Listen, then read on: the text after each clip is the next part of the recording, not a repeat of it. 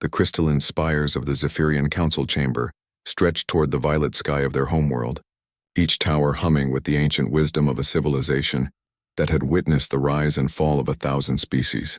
Elder Vexithara's silver eyes dimmed as she addressed the assembled delegates from across the galaxy. "The humans have made contact again," she announced, her voice carrying the weight of millennia. "They seek membership in our galactic union." A ripple of dismissive chittering echoed through the chamber. The Korthak delegation, their insectoid forms clicking in amusement, found the notion particularly entertaining. Ambassador Zithkar raised one of his forearms, the ceremonial rings on his claws catching the light. "Elder Vexithara, with respect, we have observed these humans for barely 3 of their centuries. They are a young species, violent and unpredictable. They wage wars over resources we consider abundant. They destroy their own environment for short-term gains. What could such primitives possibly offer our union?" The elder's expression remained neutral, though those who knew her well could detect the subtle tension in her posture. "I have lived for over 2,000 years, Ambassador. I have seen species rise from nothing to greatness, and others fall from the heights of civilization to dust. There is something about humanity that concerns me deeply. Concerns you?" This came from Delegate Morthus of the aquatic Nerid Empire, her gills fluttering with curiosity. "They are barely beyond chemical propulsion. Their largest vessels would fit inside our cargo holds. What threat could they possibly pose?" Vexthara moved to the central holographic display, her ancient fingers dancing across the controls. Images of human conflicts filled the air above them. Soldiers charging through impossible odds, ships ramming into larger vessels in desperate last stands, humans standing against overwhelming forces with nothing but primitive weapons and stubborn determination. "It is not their technology that worries me," the elder said quietly. "It is their nature. In all my years studying galactic civilizations, I have never encountered a species quite like them. When faced with extinction, most species accept their fate with dignity. Humans, they refuse to accept it at all." The Thanari representative, her photosynthetic skin shifting to a skeptical green, leaned forward. "Elder, you speak as if this is somehow dangerous. Surely determination is a positive trait." "Determination, yes. But humans possess something beyond determination. They have what they call spite. When told something is impossible, they take it as a personal challenge. When warned about danger, they often run toward it rather than away. Their own legends celebrate those who stood alone against armies, who died rather than surrender, who chose to fight gods themselves rather than kneel." The chamber fell silent. In galactic civilization, such behavior was considered not just reckless but fundamentally irrational. Survival was the highest virtue. Compromise and adaptation were the marks of wisdom. "I have watched them turn their children's stories into inspiration for their greatest achievements," Vexithara continued. "They tell tales of individuals who defied overwhelming odds, not through superior technology or divine intervention, but through sheer refusal to give up. Then they go out and try to live those stories." Ambassador Zithkar's mandibles clicked in what his species considered laughter. "Elder, perhaps your long years have made you overly cautious. These humans are barely capable of interstellar travel. Yes, they fought among themselves, but so have we all. The Korthak hives warred for centuries before achieving unity. The difference is that we learned wisdom. We learned when to fight and when to yield." "And that," Vexthara said, her voice dropping to barely above a whisper, "is exactly what makes them dangerous. They do not know when to yield." She manipulated the display again, showing human exploration vessels pushing into regions of space marked as forbidden by other species, ships continuing their missions even when damaged beyond what any rational crew would consider survivable. Human colonies established on worlds that every other species had deemed uninhabitable. Look at their exploration patterns. They have been warned away from dozens of systems by other species. Warnings about radiation, hostile environments, dangerous phenomena. Do they heed these warnings? No. They say challenge accepted and find a way to survive anyway. Delegate Morthus shifted uncomfortably. Surely their own limitations will contain them. Natural selection will eliminate the most reckless among them. Will it? Vexthara's eyes focused on each delegate in turn. Their reckless ones become their heroes. Their survivors tell stories that inspire the next generation to be even more audacious. They do not learn caution from failure. They learn techniques. The elder called up another display showing human technological development over their brief space age. The progression was erratic, marked by sudden leaps forward that seemed to come from nowhere. Watch their innovation patterns. When faced with a problem that should take decades to solve, they often find a solution within years. Not because they are more intelligent than us, but because they refuse to accept that the problem is unsolvable. They will try approaches that we dismiss as too dangerous, too wasteful, or too unlikely to succeed. They throw resources at problems like Ambassador Zithkar paused, struggling to find an appropriate comparison. Like a species that expects to face extinction regularly, Vexthara finished, because that is exactly what they are. Their planet tried to kill them for millennia. Ice ages, volcanic eruptions, plagues, predators that should have eliminated them entirely. Each time, instead of adapting to a safer niche, they developed technologies and strategies to fight back. They declared war on their own planet's attempts to destroy them, and they won. The chamber's lighting seemed to dim as the implications settled over the assembled delegates. Species that had spent millions of years evolving stable relationships with their environments suddenly felt a chill of uncertainty. I propose we deny their application for membership, Vexthara said finally. Not because they are too primitive, but because I fear they may be too dangerous.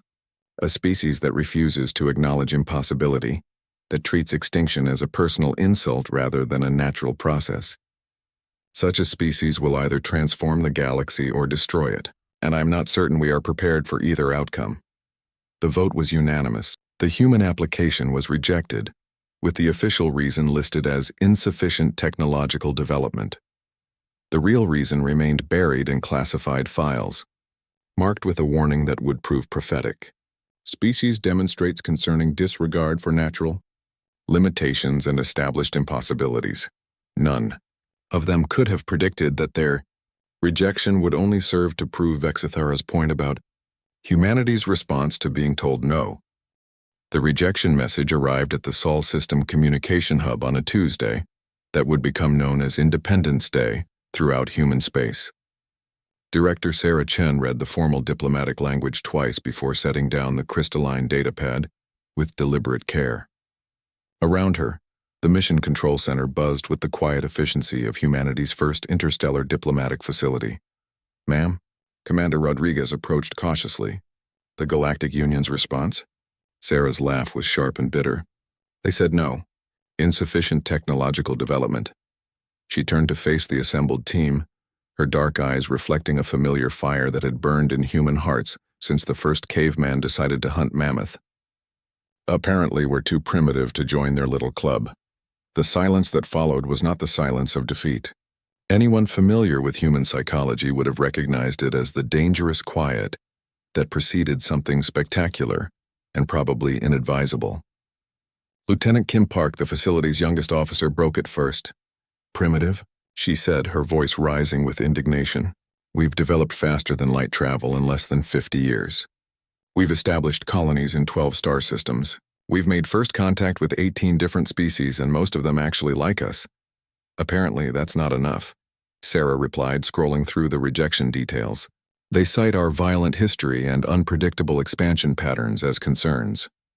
Dr. Marcus Webb, the facility's chief xenobiologist, adjusted his glasses with a gesture that his colleagues had learned to recognize as dangerous. Violent history? These are the same species that used to have gladiatorial combat as their primary form of diplomacy before they evolved beyond it. The Korthok hives literally consumed their own subspecies during their unification wars. And unpredictable expansion patterns, Commander Rodriguez added, his voice heavy with sarcasm, because establishing colonies in uninhabitable systems that everyone else was too scared to try somehow makes us reckless. Sarah pulled up the galactic map, highlighting the sectors where human colonies had been established. Each one had been marked by other species as too dangerous, too resource-poor, or too hostile for colonization. Humans had looked at those warnings the same way their ancestors had looked at signs saying, "Abandon hope, all ye who enter here," as challenges to be accepted. New Sahara, she said, pointing to one system. Tidally locked planet with surface temperatures that melt lead on one side and absolute zero on the other. The Nariad Empire said it was impossible to colonize. We put 3 million people there, and they're now exporting geothermal energy. Her finger moved to another point. Pandora Station. built inside an asteroid field that the Thanari called a death maze. Our miners have turned it into the most productive rare metal facility in this sector of the galaxy. And my personal favorite, Dr. Webb added with a grin that was absolutely not reassuring. Prometheus Colony, established in orbit around a neutron star that every other species said would kill anything that came within 10 light years. Our scientists are using the gravitational effects for breakthrough physics research that's already led to our improved FTL drives. Sarah nodded slowly. They're right about one thing. We are unpredictable. We don't follow their rules about what's possible and what isn't. She turned to address the entire control room, her voice carrying clearly across the space. You know what I think? I think they're scared of us. The murmur of agreement that rippled through the room carried an undercurrent that would have made Elder Vexithera's warnings seem prophetic. The humans weren't angry about being rejected. They were energized by it. Ma'am, Lieutenant Park said, her expression shifting into what her academy instructors had called her dangerous thinking face. What if we proved them wrong? Explain, Sarah commanded. They say we're too primitive. They say our technology isn't advanced enough. What if we showed them exactly what human primitive technology can accomplish? Park pulled up a tactical display. We know where their major trade routes are. We know their patrol schedules. We know which systems they consider absolutely vital to their commerce. Commander Rodriguez caught on immediately. A demonstration. Not an attack, but a statement. The kind of statement that shows what insufficient technological development can achieve when it's backed by what they called our violent history and unpredictable expansion patterns, Dr. Webb added, his grin widening. Sarah studied the display for a long moment. In that silence, she was not thinking like a diplomat or a military officer. She was thinking like a human being who had just been told she wasn't good enough to sit at the adults' table. It was perhaps the most dangerous thought process in the galaxy. Project Icarus, she said finally. The room went dead silent. Project Icarus was theoretical. It was insane. It was the kind of plan that other species would never attempt because the risk-to-reward ratio made no mathematical sense. It was, in other words, perfectly human. Ma'am, Icarus is, Rodriguez began. Impossible, Sarah interrupted. Too dangerous? Beyond our current capabilities? Her smile was the kind that had preceded every great human achievement from the first moon landing to the first FTL flight. Good. That means they won't see it coming. Project Icarus had been developed as a theoretical exercise by human military strategists who had spent too much time reading history books and asking themselves, what if? The plan was elegant in its simplicity and terrifying in its implications. If successful, it would prove that human primitive technology could accomplish what the advanced civilizations of the Galactic Union considered impossible. If unsuccessful, it would likely start the first interstellar war in galactic history. I want every available ship retrofitted with the new experimental drives, Sarah ordered. I want our best pilots, our most innovative engineers, and our most creative tactical minds. And I want absolute secrecy. Director, Dr. Webb said slowly. If we pull this off, there's no going back. The galaxy will never see us the same way again. Good, Sarah replied. I'm tired of being underestimated. Time to show them what happens when you tell a human no. Over the following months, human shipyards worked around the clock. Engineers pushed theoretical designs into reality through trial, error, and the sort of reckless innovation that made other species nervous. Pilots trained for maneuvers that violated several laws of physics and most definitions of sanity. The Galactic Union continued their trade, their politics, and their carefully ordered existence, blissfully unaware that somewhere in the outer rim, a species they had dismissed as primitive was preparing to redefine the meaning of impossible. After all, humans had never been particularly good at taking no for an answer. Admiral Keiko Nakamura stood on the bridge of the UES Defiance, watching the swirling energies of the Magellan Nebula dance across her view screen.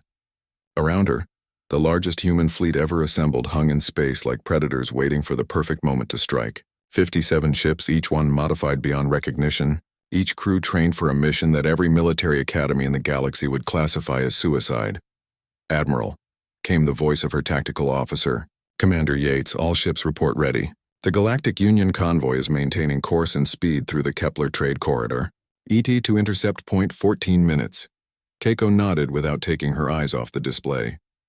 The Kepler Trade Corridor was the most heavily defended shipping lane in galactic space. It connected the industrial heart of the Korthak hives to the financial centers of the Thunnery Empire, carrying goods worth more than most planetary economies. The corridor was protected by defensive platforms, patrol fleets, and sensor networks that could detect a fly sneezing from 3 light-years away. It was, according to every military strategist in the galaxy, absolutely impregnable, which was exactly why the humans had chosen it as their target. "Signal from Earth Command," reported Lieutenant Morrison from Communications. "Director Chen sends her regards and reminds us that the galaxy is watching." A ripple of laughter went through the bridge crew. They knew the galaxy was watching, though not in the way they expected. Hidden human observation posts had been tracking Galactic Union communications for months, and the intelligence painted a clear picture. The Union barely considered humanity worth monitoring. Their rejection had been filed and forgotten. Another primitive species denied membership in the exclusive club of galactic civilization. "Time to change that perspective," Keiko murmured. She activated the fleet communication channel. "All ships, this is Admiral Nakamura. Today we prove that human insufficient technology can accomplish what their advanced civilizations call impossible. Remember, we're not here to start a war. We're here to make a statement. A statement that says never underestimate someone you've just told no." The convoy appeared on long-range sensors exactly on schedule. 23 massive cargo vessels, each the size of a small city, carrying precious metals, technological components, and luxury goods between the core worlds. They were escorted by 47 Union warships, including 3 Dreadnought-class vessels that could reduce a planet to rubble. "Target acquisition complete," Yates reported. "Union forces are maintaining standard formation. No indication they've detected us. They wouldn't detect the human fleet until it was far too late." That was the beauty of Project Icarus. While other species had spent centuries developing bigger ships with stronger shields and more powerful weapons, humans had focused on a different problem entirely: how to get close enough to use weapons that weren't necessarily bigger or stronger, just more creatively applied.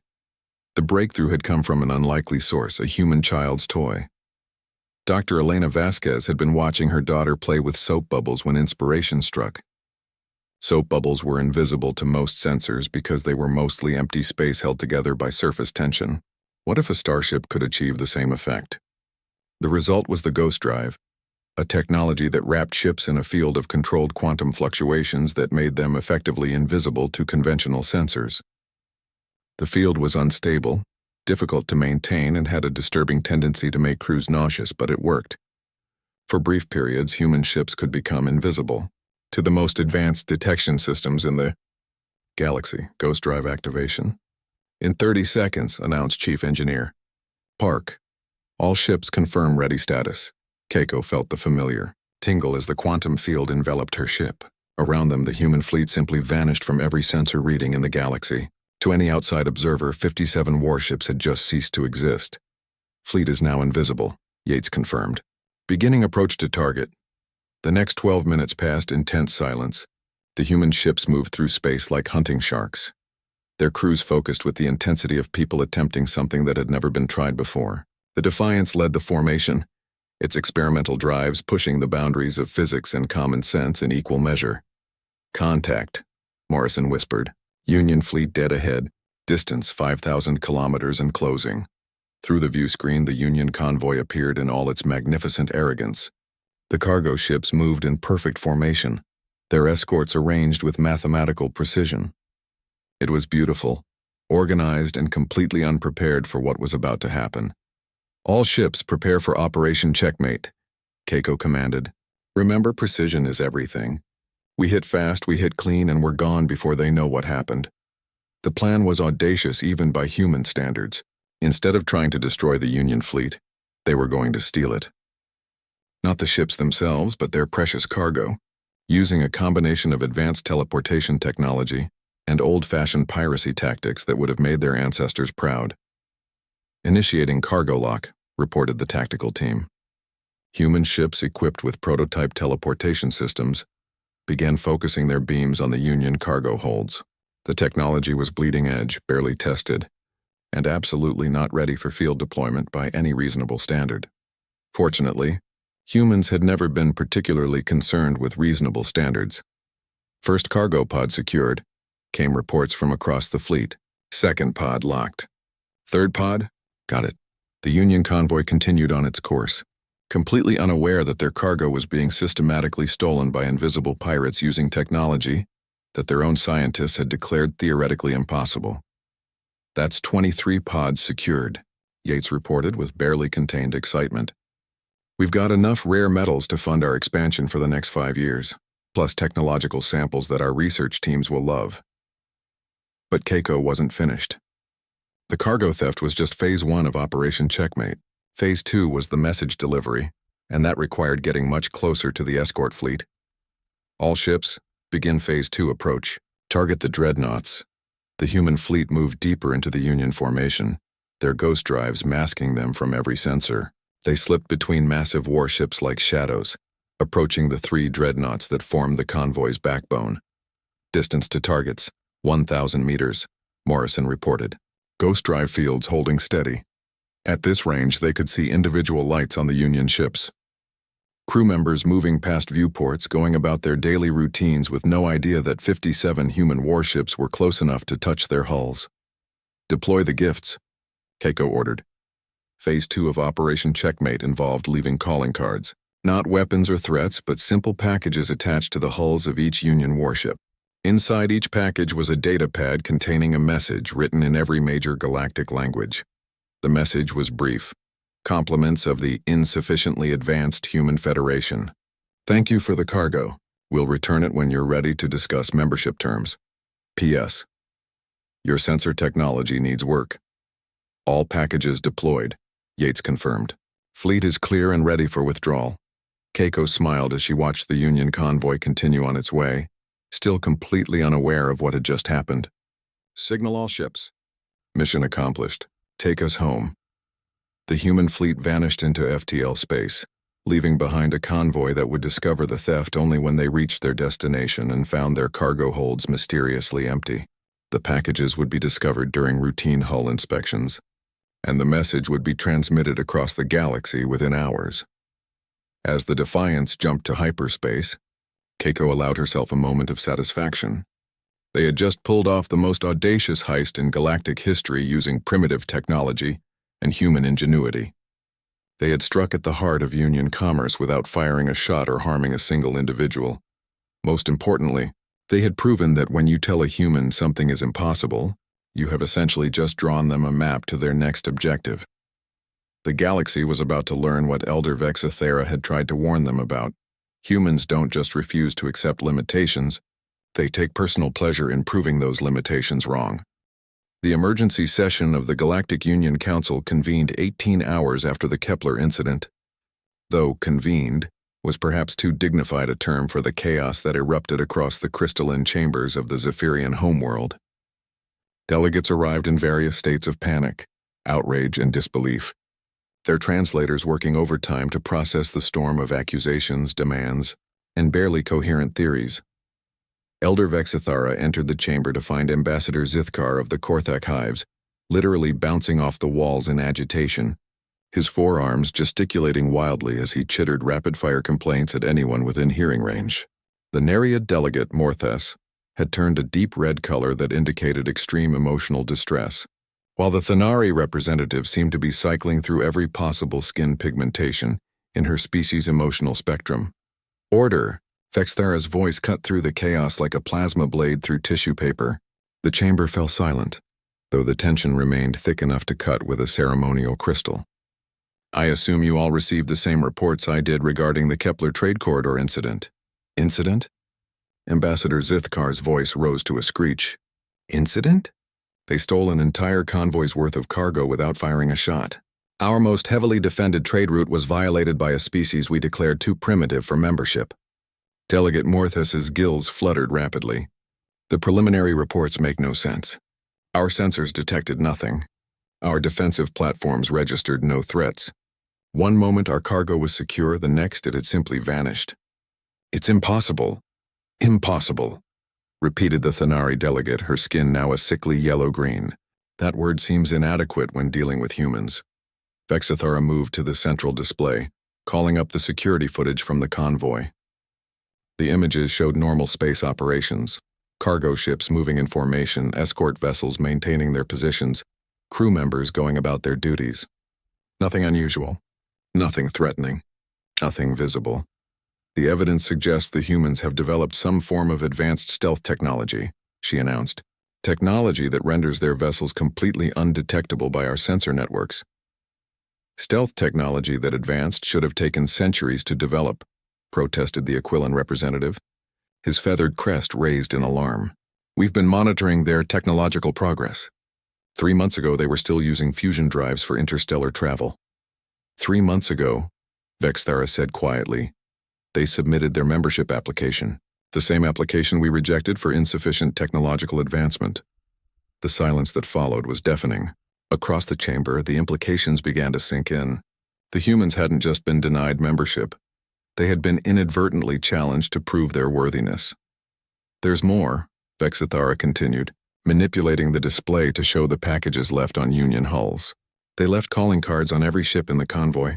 Not threats or demands, but gifts. The datapad recordings played across the chamber's speakers, the human message translated into each delegate's native language. The tone was politely mocking, formally informal, and utterly infuriating in its casual confidence. They're returning our cargo, stammered Ambassador Zithkar. But only when we're ready to discuss membership terms. The audacity is breathtaking, Morthus admitted, though there was a note of grudging admiration in her voice. They've essentially held our entire trade network hostage without harming a single individual. Elder Vexthara nodded grimly. And they've demonstrated capabilities that exceed our current understanding of what should be possible with their technological base. The question now becomes, what do we do about it? The chamber erupted again, but this time the chaos was different. Instead of panic, the delegates were displaying something much more dangerous, fascination. The humans had just pulled off a heist that would be studied in military academies for centuries, using methods that challenged everything the Union thought they knew about technological progression.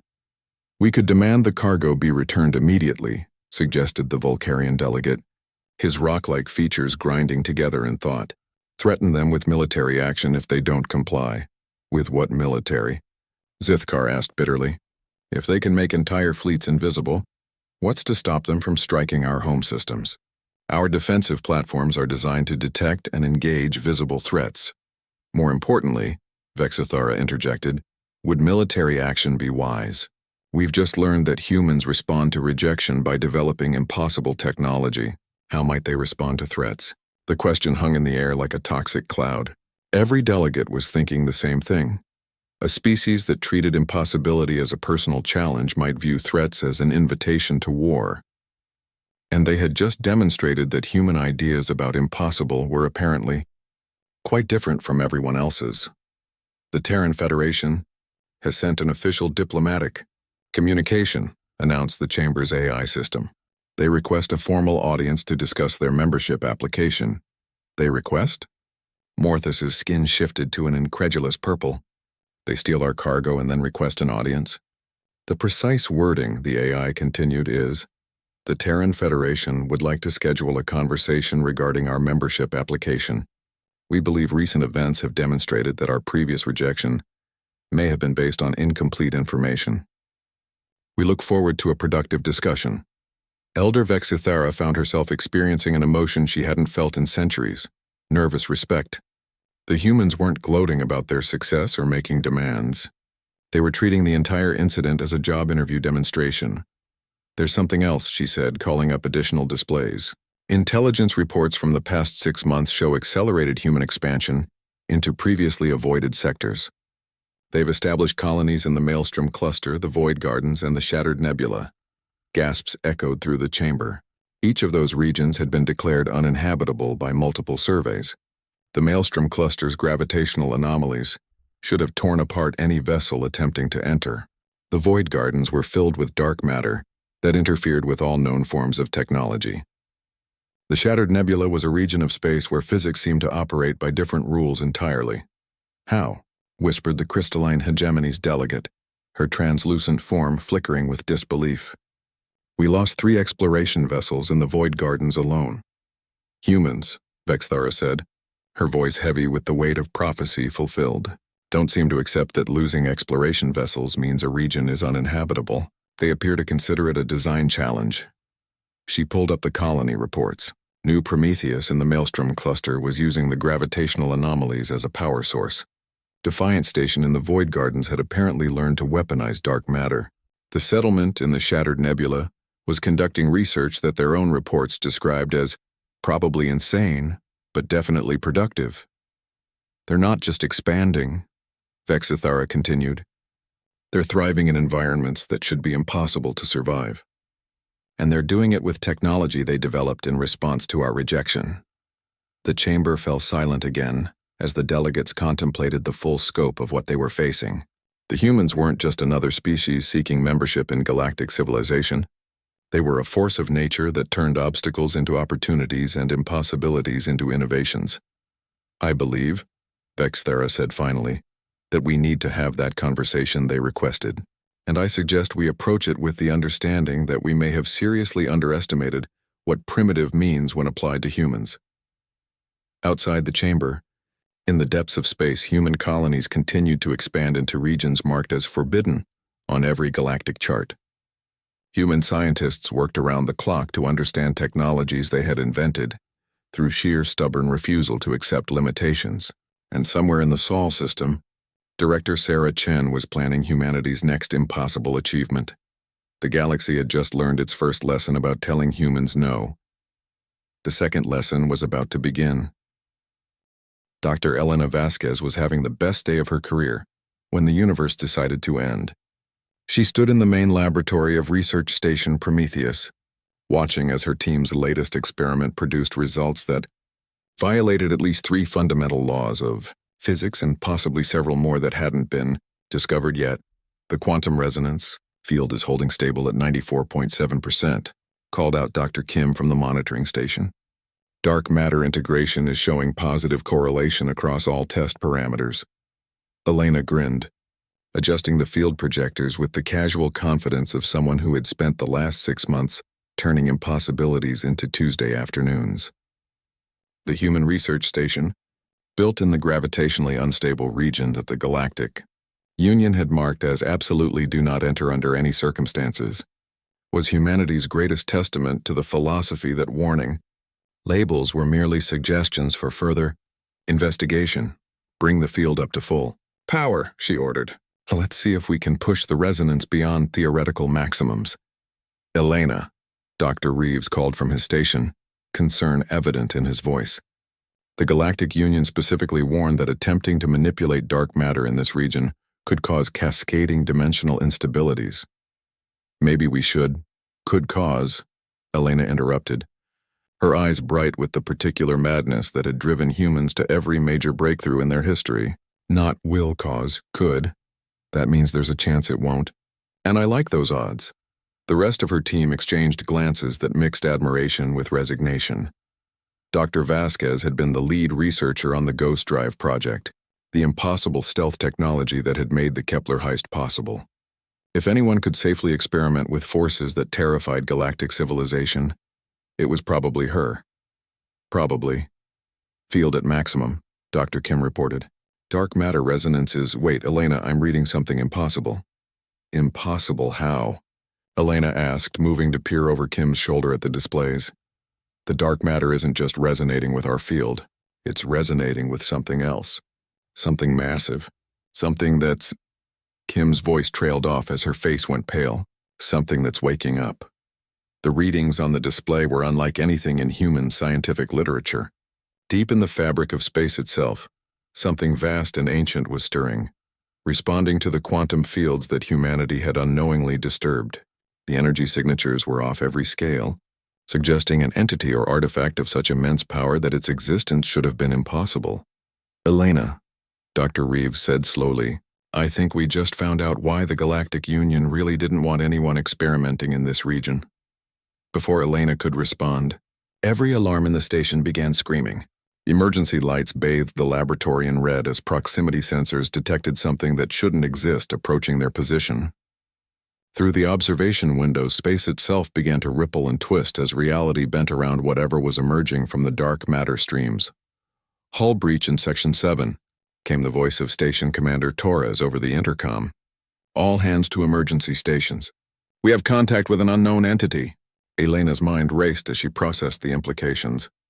Humanity had been experimenting with forces they didn't fully understand, in a region of space that every other species avoided for reasons they hadn't bothered to investigate. The combination of human curiosity and human disregard for warnings had just awakened something that had been sleeping in the depths of space for eons. Kim, get me a full-spectrum analysis of that entity, she ordered. Reeves, start emergency shutdown of the resonance field. And somebody get me a communication link to Earth Command. The station shuddered as something enormous pressed against their outer hull. Through the main view screen they could see portions of their visitor, crystalline structures that seemed to bend light around themselves, organic-looking conduits that pulsed with energy patterns that made their sensors malfunction, and what appeared to be weapon systems that could reduce planets to component atoms. Communication established with Earth Command, reported the communications officer. Director Chen is standing by. Director, Elena said, her voice steady despite the circumstances. We have a situation. Our dark matter experiments have apparently awakened something that was sleeping in this region. Something big. How big? Came Chen's reply. Elena looked at the sensor readings again, hoping she had misread them. She hadn't. Roughly the size of Earth's moon, ma'am, and it's definitely artificial. The pause that followed was filled with the sound of emergency systems, and what Elena was beginning to suspect were attempts at communication from their unexpected visitor. The entity was producing complex energy patterns that their universal translators were struggling to decode. Dr. Vasquez, Director Chen said finally, please tell me you didn't accidentally wake up an ancient alien doomsday weapon. I can't tell you that. Ma'am, because I'm not entirely sure what we woke up, but it's trying to communicate with us. The universal translator suddenly chimed with a successful decode. The voice that emerged from the speakers was vast, ancient, and carried the weight of civilizations that had risen and fallen before humanity had even discovered fire. Young builders of impossible things, the entity spoke, its words reverberating through the station's hull. You have touched the forbidden frequencies. You have awakened the Exithak from their eternal vigil. Elena and her team exchanged glances. In the pantheon of things you never wanted to hear from ancient alien entities, eternal vigil ranked somewhere between death incarnate and cosmic horror beyond comprehension. This is Dr. Elena Vasquez of the Human Research Station Prometheus, she replied, hoping that formal diplomatic protocols applied to moon-sized sleeping aliens. We apologize if our experiments disturbed your rest. We were not aware of your presence in this region. Humans, the Zethak said. And there was something that might have been amusement in its voice, the young species that builds homes in the heart of storms, the ones who plant gardens in the void. We have watched your kind with interest. You've been watching us? Elena asked. We are the guardians of that which must not be released. For 10 million of your years, we have slept in the spaces between spaces, maintaining the barriers that hold back the consuming dark. Your species alone of all the young races has shown the courage to touch the forbidden sciences. Dr. Reeves leaned toward Elena. I think we just found out why this region is off limits. They're not here by accident. The other species learned wisdom, the Zethak continued. They learned to avoid what they could not understand, but humans seek to understand what others avoid. This makes you dangerous. This also makes you necessary. Elena felt a chill run down her spine. Necessary for what? The seals that hold back the consuming dark grow weak. Soon they will fail. When they do, all life in this galaxy will face extinction unless someone stands ready to fight the unfightable, to attempt the impossible, to refuse surrender even when faced with absolute annihilation. Implications hit Elena like a physical blow. The ancient entity was describing exactly the traits that made the Galactic Union nervous about humanity. The same characteristics that had led to their rejection from galactic civilization were apparently the reason an ancient guardian race had been waiting millions of years to make contact. You want our help, she said, not asking but stating. We offer alliance. We offer knowledge. We offer technologies that will make your current achievements seem primitive. In exchange, when the consuming dark breaks free, humanity will stand with us against the end of all things. Elena thought about the choice facing her species. On one hand, they could decline this alliance, continue their gradual integration with galactic civilization, and face whatever cosmic threat was coming with conventional technology and conventional thinking. On the other hand, they could ally themselves with an ancient guardian race, gain access to technologies beyond imagination, and face the end of the universe with the same stubborn refusal to accept defeat that had carried them from cave-dwelling hunters to star-spanning civilization. "Doctor," came Director Chen's voice over the communication link. "What's your recommendation?" Elena looked around her laboratory, at her team of scientists who had spent months turning impossibilities into reality, at the research station built in a region of space that should have killed them all, at the displays showing experimental results that violated the known laws of physics. "Director," she said with the same confident smile that had preceded every great human leap into the unknown, "I think we just found our next impossible project." The alliance between humanity and the Zythak was about to begin, and with it, the galaxy's first real hope of surviving what was coming from the space between spaces. The second emergency session of the Galactic Union Council in as many weeks convened under circumstances that would have been unthinkable just a month earlier. This time, Elder Vexithara was not the only ancient being in attendance. The massive form of Keeper Zarthul of the Zythak filled one entire section of the chamber, his crystalline carapace reflecting the council chamber lights in patterns that seemed to speak of cosmic mysteries and stellar graveyards. "Let me ensure I understand this correctly," Ambassador Zithkar said, his usually confident voice reduced to a barely controlled whisper. "The humans have not only awakened an ancient guardian race that has been sleeping for millions of years, but they've also formed an alliance with them. And this guardian race is warning us about something called the Consuming Dark, that will end all life in the galaxy, unless we prepare for war against entities that exist outside normal space-time." "That is substantially correct, Keeper Zarthul." Confirmed, his voice causing sympathetic vibrations in the chamber's crystal structures, "though your summary lacks the appropriate level of existential terror." Elder Vexithera, who had thought she was prepared for any revelation after 2 millennia of galactic politics, found herself reconsidering every decision that had led to this moment. "Keeper Zarthul, you speak of threats that our sensors cannot detect and enemies that our science cannot comprehend. How are we supposed to prepare for such a war?" "With difficulty," the ancient guardian replied. "The consuming dark exists in the spaces between reality.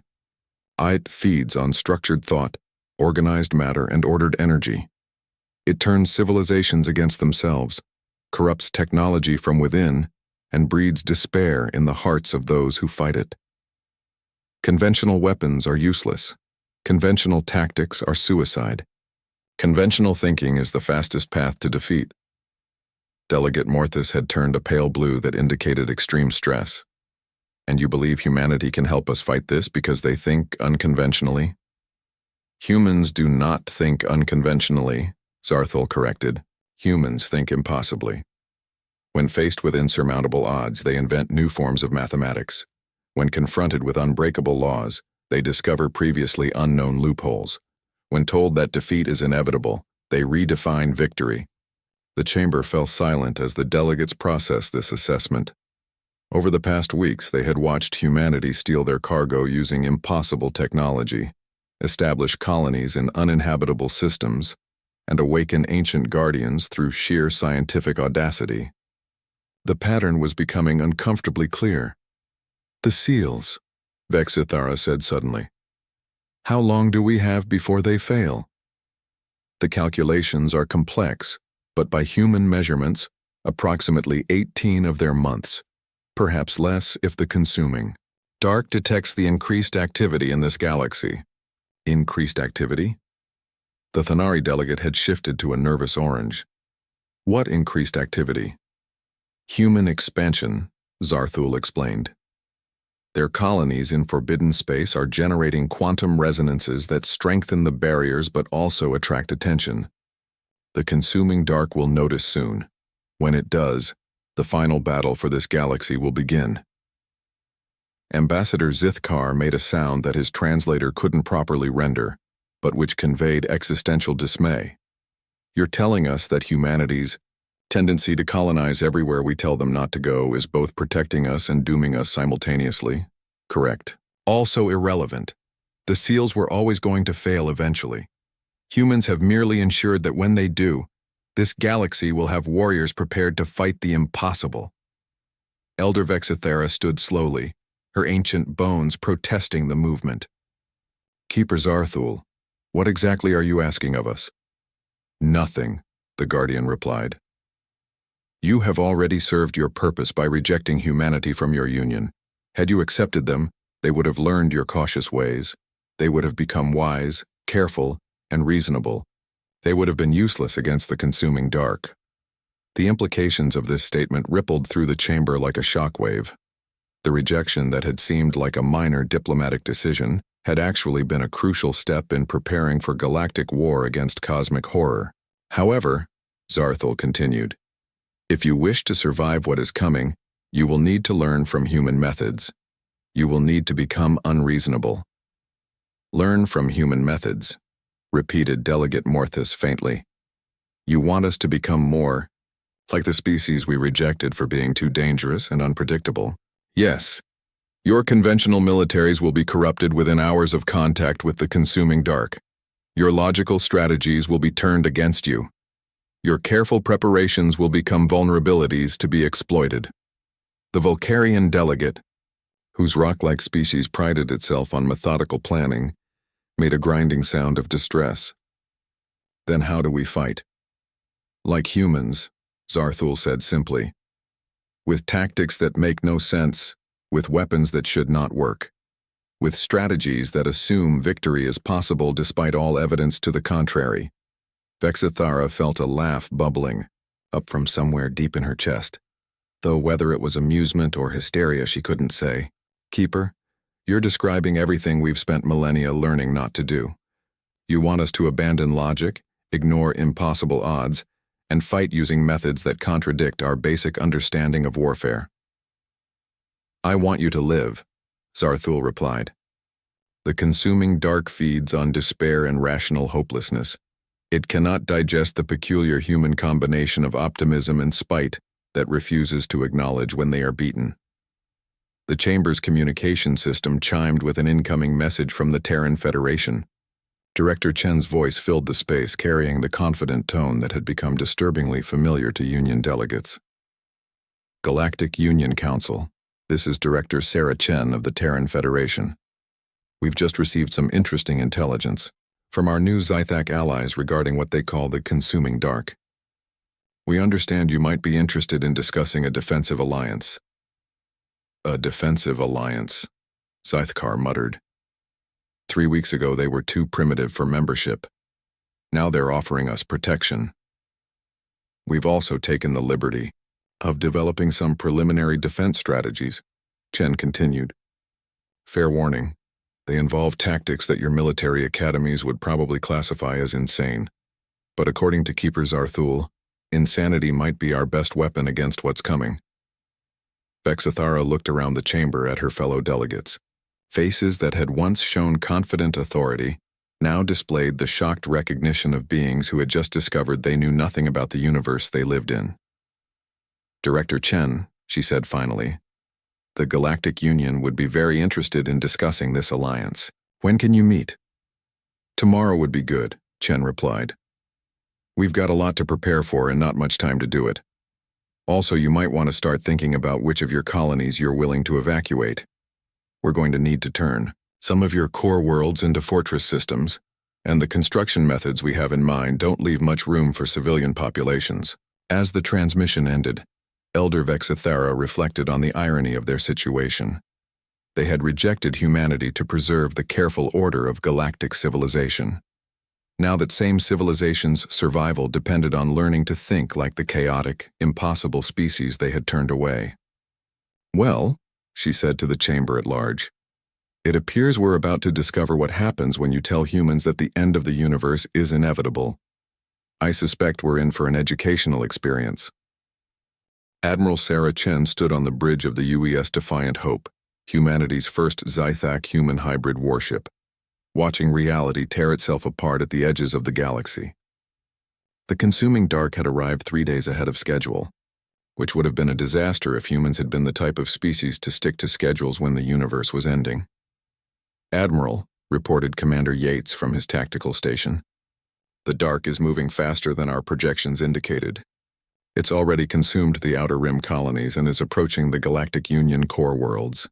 Through the main view screen, Sarah could see the advancing wall of absolute nothingness that marked the boundary of the consuming dark.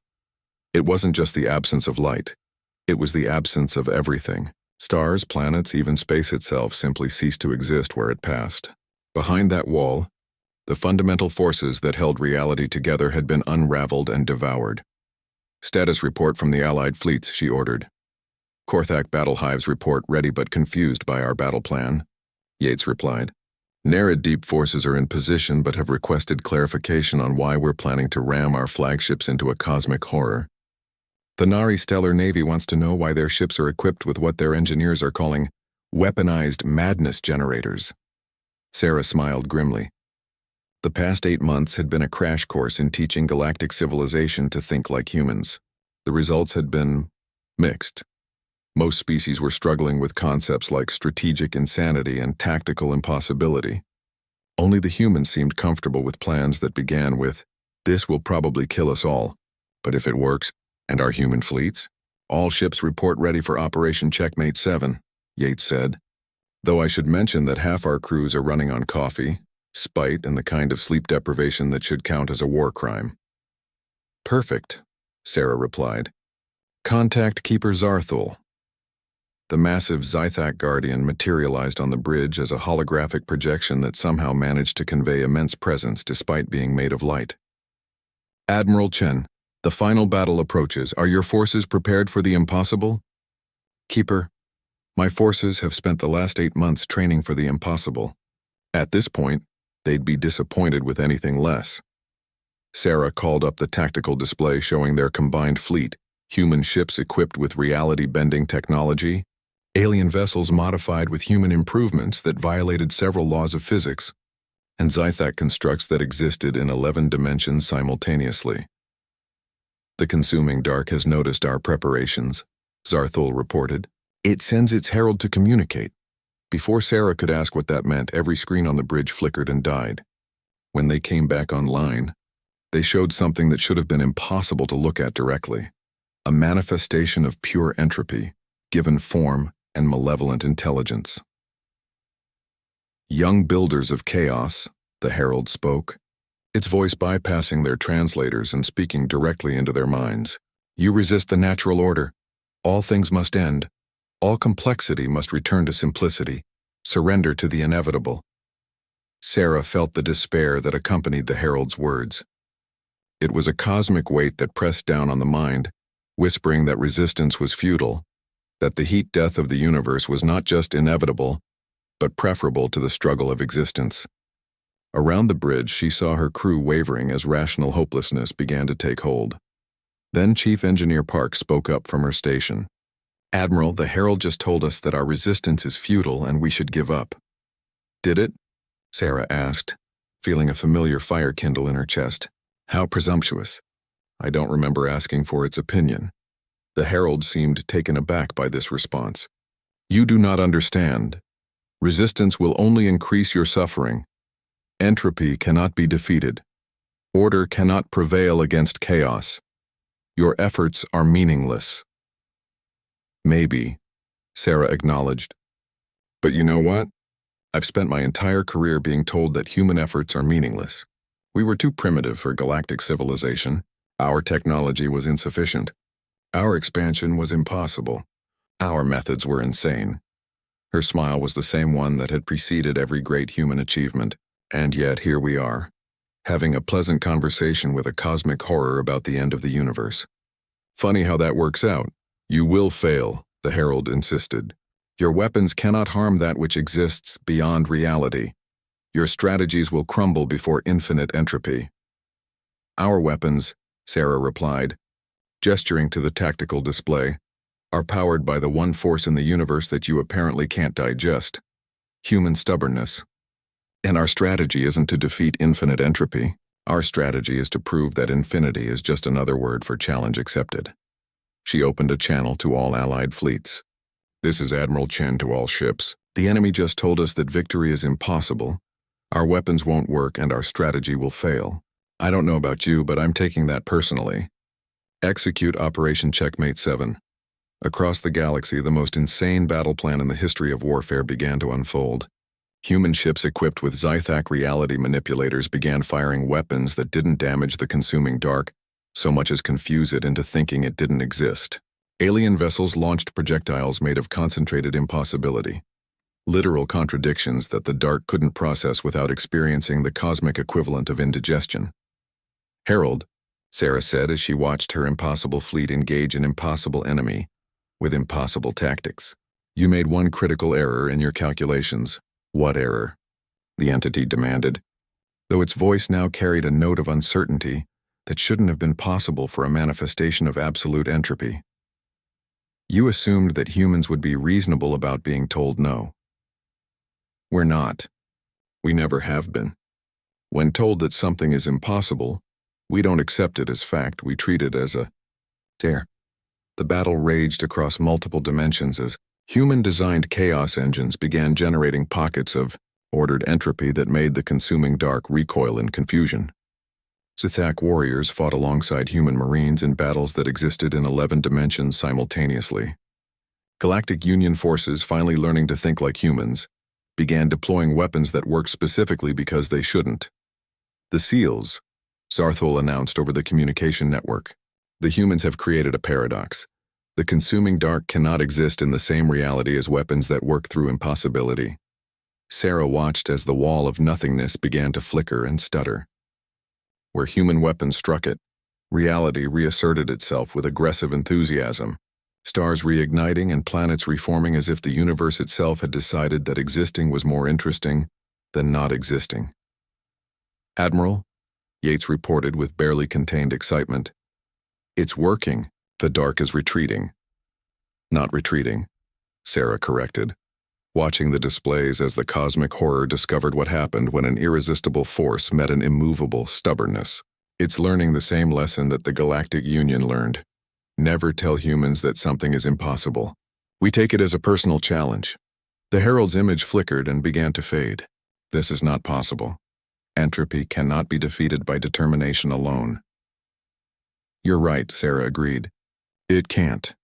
But it can be defeated by determination, spite, weaponized coffee addiction, and the kind of strategic thinking that treats the laws of physics as suggestions rather than rules. Oh, an alliance with ancient guardians doesn't hurt either." As the consuming dark retreated back into the spaces between spaces, the combined fleets of the galaxy watched in amazement. They had just witnessed the impossible, entropy itself backing down from a fight. "Keeper Zarthul," Sarah said as the immediate crisis passed, "I believe our alliance has been successful. The galaxy is safe, at least until the next impossible threat shows up." "And when it does," the ancient guardian replied, "we will meet it with human methods. After observing this battle, I believe I understand why my people slept for 10 million years waiting for humanity to evolve. Some problems require solutions that no reasonable species would attempt." Elder Vexithera's voice came over the communication channel from the Galactic Union fleet. "Admiral Chen, the Union Council would like to formally invite humanity to join galactic civilization. I believe our previous assessment of your technological readiness may have been incomplete." Sarah's laughter echoed across every human ship in the fleet. "Elder Vexthera, we appreciate the offer, but I think we've proven that humanity works best when we're not bound by reasonable expectations. How about this? We'll be your galactic partners, but we reserve the right to ignore any rules that seem too sensible." "After what we've just witnessed," Vexthera replied, "I believe the Union would be honored by such an arrangement." "Welcome to galactic civilization, Admiral. Thank you for saving it." As the human fleet began the journey home to worlds that had been saved by the galaxy's most unreasonable species, Sarah reflected on the irony. They had been rejected from galactic civilization for being too dangerous and unpredictable. In the end, those same qualities had been exactly what the galaxy needed to survive. Humanity had finally found their place among the stars. As the species you called when the Amoever learned to take no